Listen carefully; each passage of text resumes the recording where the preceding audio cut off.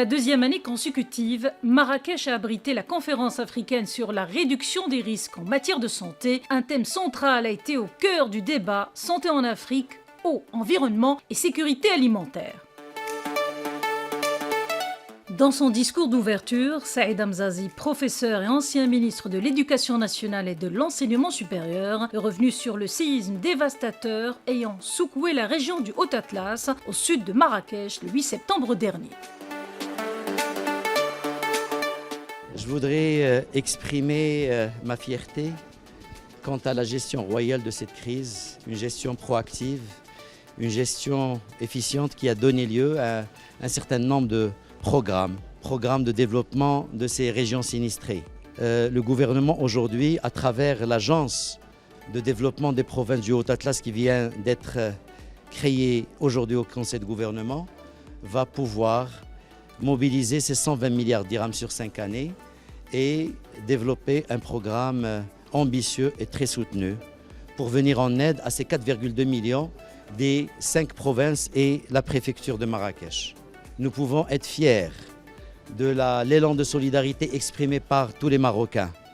Une solidarité qui est intuitive d'abord et qui émane de toutes les régions du Maroc. Chacun l'a exprimé à sa manière, avec ses moyens. Et c'est une excellente leçon d'humilité et de solidarité. Je voudrais également rendre un vibrant hommage aux autorités. Forces armées royales, gendarmerie royale, police nationale, protection civile, forces auxiliaires, autorités locales et également départements ministériels, notamment celui de la santé et de la protection sociale.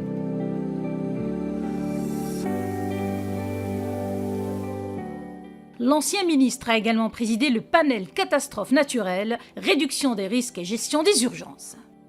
Notre rencontre d'aujourd'hui est une rencontre importante parce qu'elle vient à point nommé pour nous donner une occasion de discuter de cette catastrophe naturelle. Une catastrophe naturelle qui nous a tous secoués et pour laquelle on n'était pas prêts. Nous avons tiré un certain nombre d'enseignements grâce à l'intervention des différents experts nationaux et étrangers. Et on peut résumer ces recommandations en 4 points, sachant qu'il y a beaucoup plus que ça. D'abord, faire du développement et de la promotion de ces zones sinistrées une priorité gouvernementale pour venir en aide à cette population. Et c'est ce qui a été, ça suit les instructions de Sa Majesté.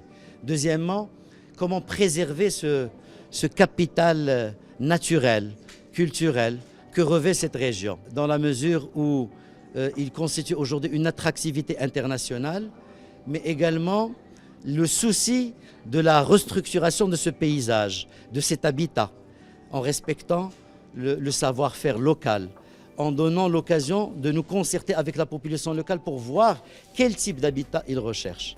L'autre question importante qui concerne la recherche scientifique. Aujourd'hui, le séisme de l'Haouz. On l'appelle Haouz parce que l'épicentre se trouve à l'Haouz. Ce séisme a connu une activité sismique en 1953 et donc ça fait très longtemps. Et il était quasiment oublié. D'habitude, on a une activité sismique dans les limites des plaques continentales, notamment au nord, dans la limite entre la plaque africaine et eurasienne. Et donc c'est ce qui avait donné le séisme de Al-Hoceima en 2004. Aujourd'hui, c'est un séisme d'une autre nature. C'est un séisme de magnitude 7, jamais enregistré au Maroc. Et donc, nous faisons appel à nos chercheurs qui ont une très grande expertise, à nos géophysiciens, géologues, structuralistes, pour pouvoir mener des études détaillées et caractériser, évaluer ce type de séisme.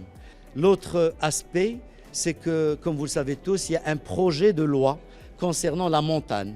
Il est temps que le gouvernement puisse se pencher sur l'adoption de ce projet, dans la mesure où ce projet peut constituer un véritable levier et un instrument de développement des régions montagneuses et rurales.